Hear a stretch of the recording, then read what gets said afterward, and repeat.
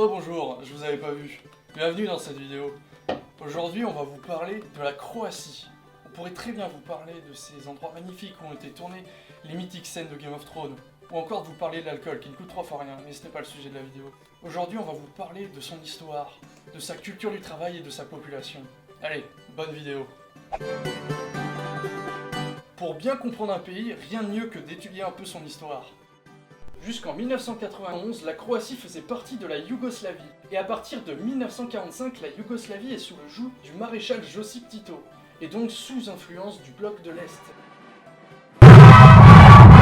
En 1948, il y a une rupture politique entre l'URSS de Staline et la Yougoslavie de Tito. Les soviétiques souhaitent placer le régime yougoslave sous tutelle, mais Tito a résisté. Le pays reste donc un pays communiste, mais n'est plus affilié au bloc de l'Est et ne fera jamais partie du traité de Varsovie. Le régime demeure tout de même très autoritaire jusqu'en 1950, où de nombreuses purges ont eu lieu pour notamment se débarrasser des stalinistes. À partir des années 1950, le régime titiste devient moins répressif. Quelques mois après les premières élections libres, multiparties en 90, suite à un référendum, 94% des Croates se prononcent en faveur de la transformation de la Yougoslavie en confédération d'États souverains. La Croatie déclare son indépendance, mais le gouvernement yougoslave ne reconnut pas cette déclaration.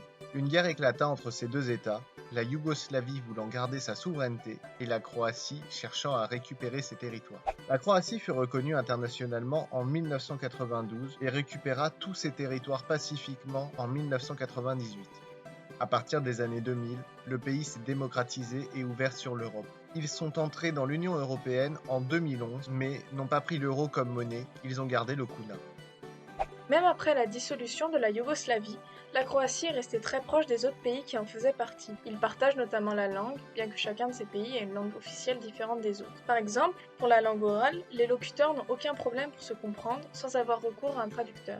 Cependant, les différences se retrouvent dans l'alphabet. Certains pays utilisent l'alphabet cyrillique, comme le Monténégro et la Serbie, tandis que l'autre utilise l'alphabet latin. La Croatie, elle, utilise l'alphabet latin, avec toutefois des différences par rapport à l'alphabet français. Par exemple, ils ont des accents sur certaines lettres qui n'existent pas en français, comme les escarons.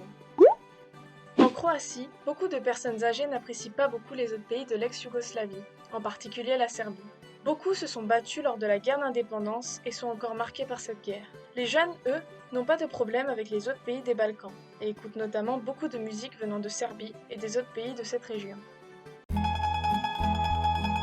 Les Croates sont très partageurs. L'hospitalité chez les Croates est quelque chose de primordial.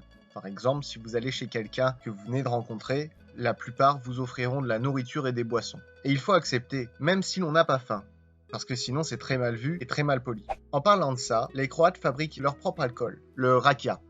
Et la coutume veut que les hôtes en offrent aux nouveaux arrivants. Il fait bon vivre en Croatie. Les gens sont respectueux. Pour illustrer ce propos, on peut par exemple citer les gens qui laissent leurs affaires à la vue de tous sur les terrasses des cafés, ce qui en France serait inconcevable. Ils font de bons barbecues et il y a de bonnes spécialités comme le kulon ou le cevapi. Au passage, toutes ces spécialités croates ne sont pas très végétariennes, donc pour tous les amateurs de viande, c'est le pays idéal.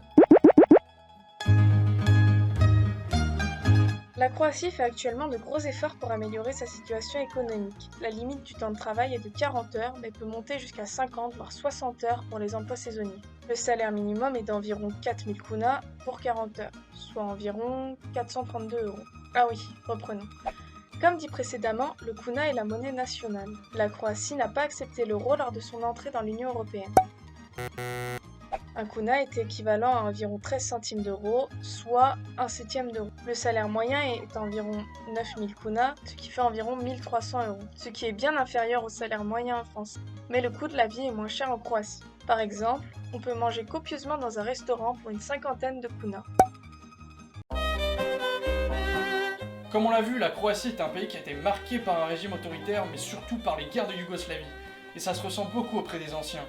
C'est également un pays où sa population est très hospitalière, et en moyenne ça coûte 20 à 30% moins cher de vivre en Croatie qu'en France. En tout cas, on espère que cette vidéo vous a plu et que cela vous a permis d'en apprendre un peu plus et de vous intéresser à ce magnifique pays qu'est la Croatie. Allez, salut! Ljubav se ne trži, niti ne kupuje. Ljubav se ne trži, niti ne kupuje. Ljubiti ناسنا كل بيتنا